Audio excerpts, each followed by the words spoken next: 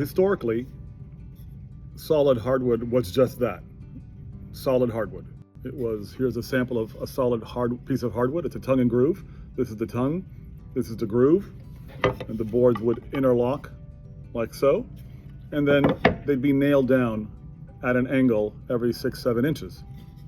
And the entire board is solid wood. In this case, it's white oak. Then the advent of engineered floors came in, and an engineered floor is essentially a floor with a plywood core, as you can see here, and a wear layer. The wear layer could be called the lamella, and the wear layer can be anywhere from 2 millimeters to 6 millimeters.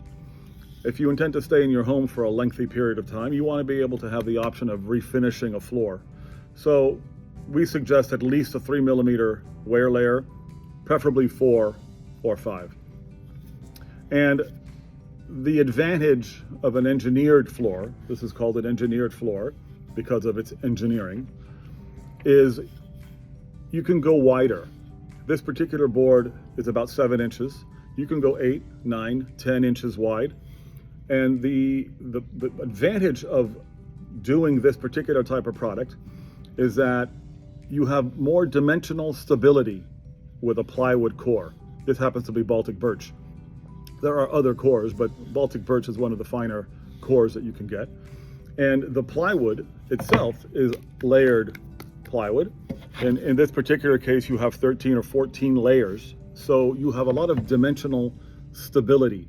Plywood is a very stable membrane. And solid, of course, doesn't have that. In today's world, a lot of people are going 7, 8, 9 inches wide. And to go with an engineered product allows you to glue it down. It can be floated over a concrete slab. It can be nailed as well, although I glue anything over 6 inches to be safe. But the hardwood in general absorbs and emits moisture. As a piece of hardwood absorbs moisture from the environment that it's in, a board will swell. And if it swells too much, that causes cupping. And I'm sure many of you have seen the washboard effect, and that's called cupping. And because of the dimensional stability in plywood, the issue of cupping is much, much less.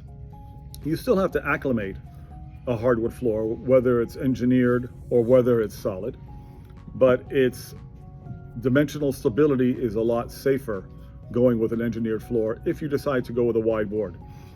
If you want to go with a 2 1/4 or 3 inch floor, 4 inch floor, a solid floor is perfectly fine. A solid floor, as you can see, some people would say, I want the real thing. I want the real thing. And they're alluding to a solid floor. And the reality is, this is the real thing too. It's all wood. It's just got a plywood core, and it's got a 4 or 5 millimeter wear layer, so you can sand this product at least 3 times in its life. And the average floor doesn't get sanded for 12 to 15 years, so this is still a 50, 60-year floor.